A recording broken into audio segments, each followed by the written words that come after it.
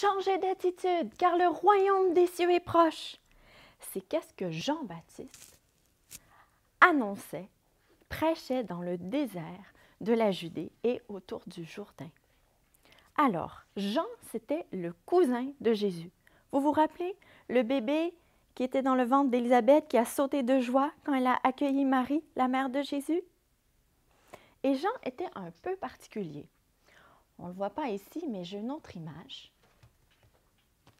Parce qu'il portait des vêtements de poils de chameau, peau de chameau, et une ceinture de cuir, et il mangeait des sauterelles et du miel sauvage. Qui ici aime les sauterelles? En tout cas, ils vivaient bien différemment des riches de cette époque-là, qui aimaient montrer leur richesse. Et Jean, il avait un message surprenant. C'était un message simple, mais direct. Repentez-vous, ça veut dire changer d'attitude. Tournez-vous du mal et tournez-vous vers Dieu.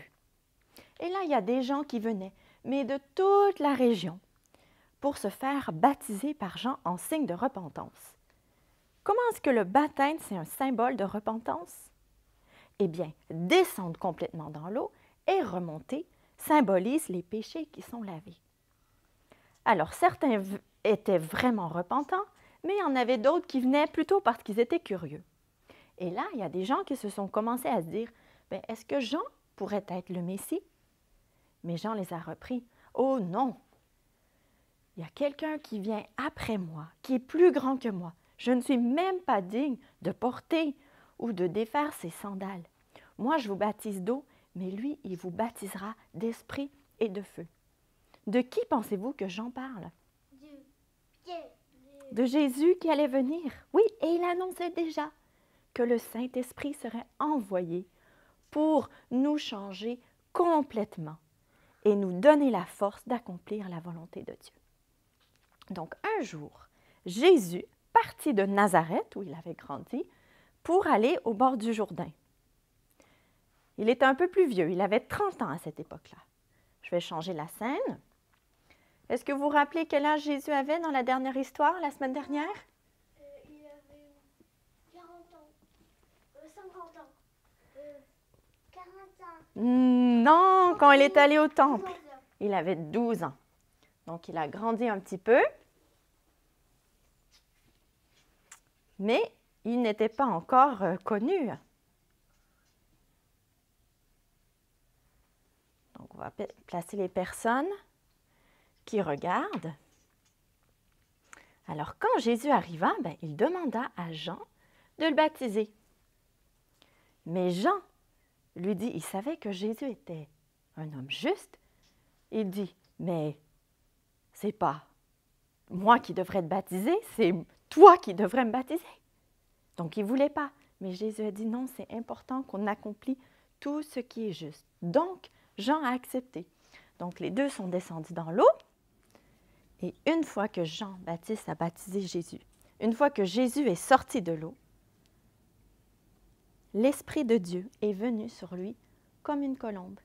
Et une voix se fit entendre du ciel, disant, « Celui-ci est mon Fils bien-aimé, qui a toute mon approbation. » Dieu lui-même venait de dire que Jésus était son Fils et qu'il était content de lui.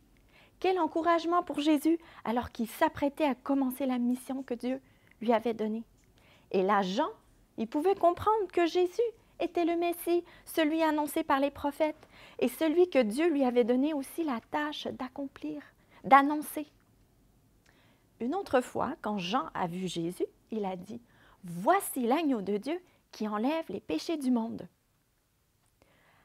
À ce moment-là, dans le temple, il faisait des sacrifices d'agneaux, mais toujours, parce qu'en fait, les animaux ne pouvaient pas enlever le péché.